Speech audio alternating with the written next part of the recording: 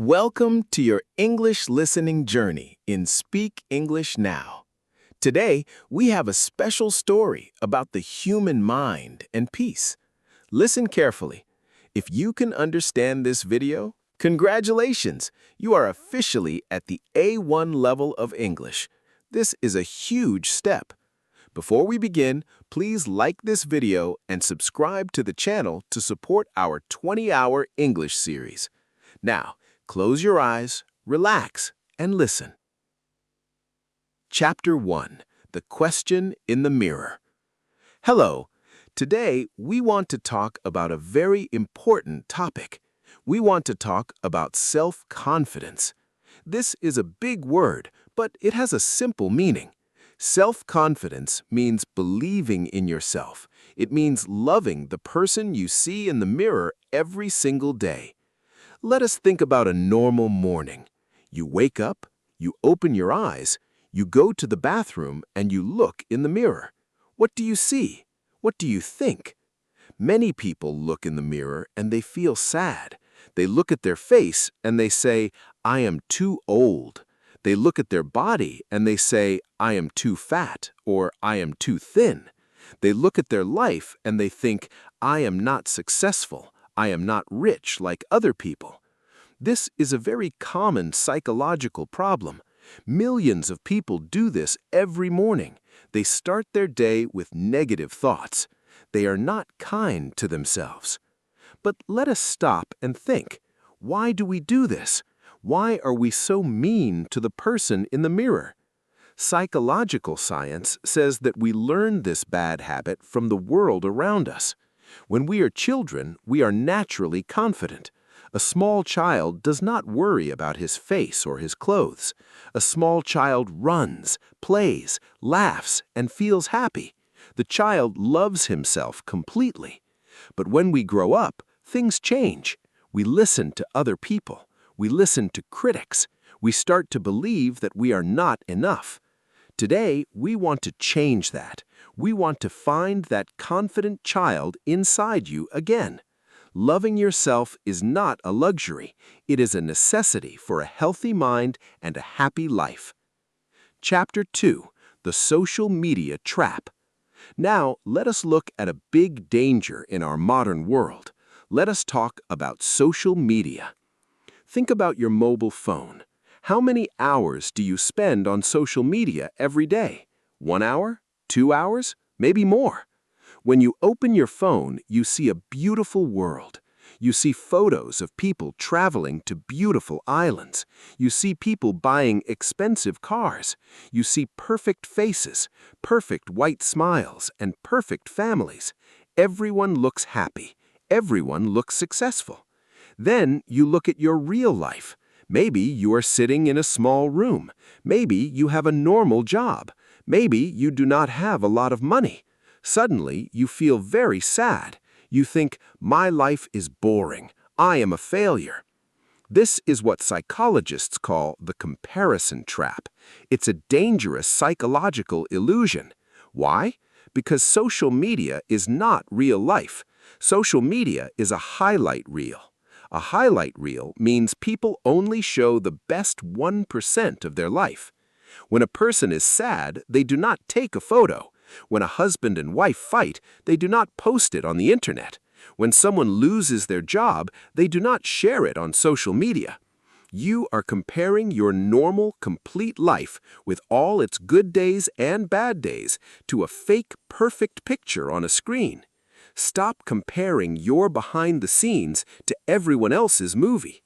Your life is unique. Your timeline is different. A rose flower does not compare itself to a sunflower. They are both beautiful, but they grow in different ways and at different times. You are a beautiful flower in your own garden. Chapter 3. The Voice Inside Your Head. Let us talk about something very personal. Let us talk about the voice inside your mind. We all have this voice. Psychologists call it the inner dialogue. This voice talks to you all day long. It talks to you when you eat, when you work, and when you try something new. For many people, this voice is like a terrible boss. It is a very mean critic. When you want to speak English, the voice whispers, "Stop, your accent is bad. You will make a mistake. People will laugh at you." When you want to apply for a new job, the voice says, "Do not try. You are not smart enough. There are better people than you." This negative voice destroys your self-confidence slowly every single day. If you have a friend who talks to you the same way this voice talks to you, would you keep that friend? No, you would leave that friend immediately. So why do you let this voice stay in your head? You need to understand something very important. You do not have to believe everything you think. Thoughts are just thoughts. They are not facts.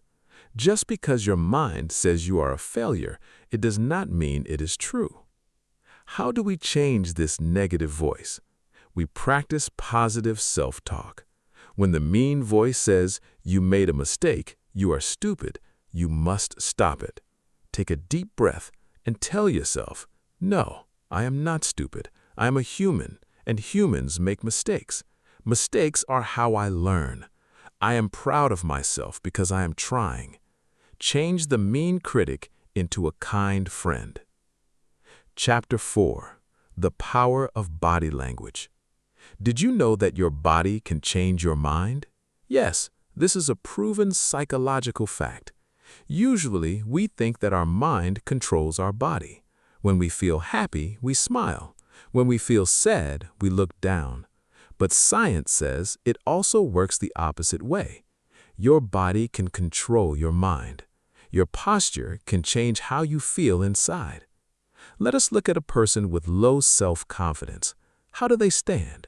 Usually, their shoulders are dropped forward. Their head is looking down at the floor. They make themselves look small. Their voice is very quiet and hesitant. When you stand like this, your body sends a signal to your brain. It tells your brain, "We are scared. We are not safe." Then your brain releases stress chemicals, and you feel more nervous and less confident.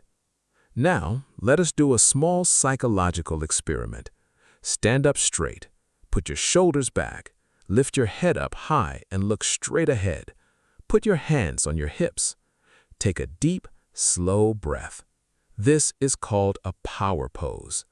If you stand like this for just 2 minutes, something amazing happens inside your body. Your brain reduces stress hormones and increases confidence hormones. You actually start to feel brave. Before you go to an important meeting, before you speak English with someone, or before you do anything difficult, practice this for 2 minutes. Stand like a hero. Look at the world with open eyes. Walk with big, slow steps. Speak clearly and use a strong voice. Fake it until you become it. Your body will guide your mind to absolute confidence. Chapter 5. Small Steps and Small Wins. Many people believe a big myth about confidence. They think that confident people are born brave.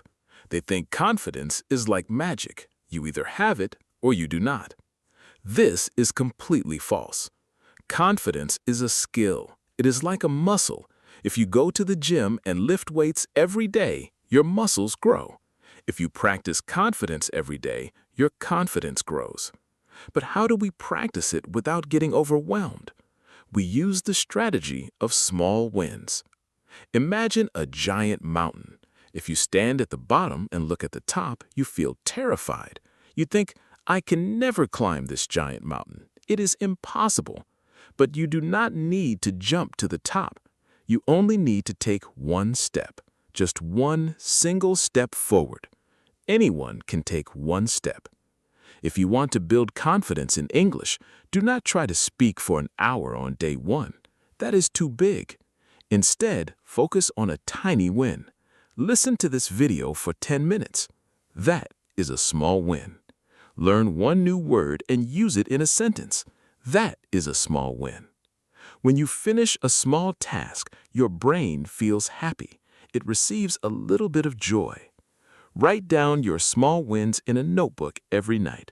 Write, "Today, I walked for 10 minutes. Today, I read 1 page. Today, I practiced my English." When you look at your notebook after 1 month, you will see 30 small wins. Your brain will look at this proof and say, wow, look at that. I can do things. I am making progress. This is how real, permanent self-confidence is built. It is built brick by brick, day by day. Chapter 6. Embracing Imperfection. We have arrived at the final chapter of our journey today. This chapter is about the most important secret of self-confidence. The secret is acceptance. Self-confidence does not mean I am perfect and I know everything. No, real self-confidence means I am not perfect, I make mistakes, I have flaws, and I'm totally okay with that. Perfections are not real. No human being on this earth has a perfect life, a perfect mind, or a perfect body. Perfection is a prison. When you try to be perfect, you become a prisoner of fear. You become afraid of what people think, afraid of failing, and afraid of showing your true self. True confidence comes when you accept your imperfections. It comes when you can say, yes, I have a scar on my face, but I am still beautiful. Yes, my English is not perfect yet, but I am still a smart person. Yes, I failed in my past, but my past does not define my future. When you accept yourself completely, a miracle happens. Nobody can use your flaws against you. If someone says, your English is bad, you can smile and say, yes, I'm learning. Thank you. They lose their power over you, and you keep your inner peace. Your life is a beautiful journey. It is a school. You are here to learn, to grow, and to experience the world. You are not here to be perfect for other people. Remember always, you are enough exactly as you are right now. You do not need to change your face, your money, or your status to deserve love and respect. Be proud of your heart. Be proud of your journey. Walk with confidence today because you are a wonderful creation. Thank you for listening to this story. You are doing a wonderful job with your English. Every minute you listen, you become better. You did it. You finished this part. If you enjoyed this psychological journey, don't forget to like, subscribe, and share your thoughts in the comments. See you in the next part.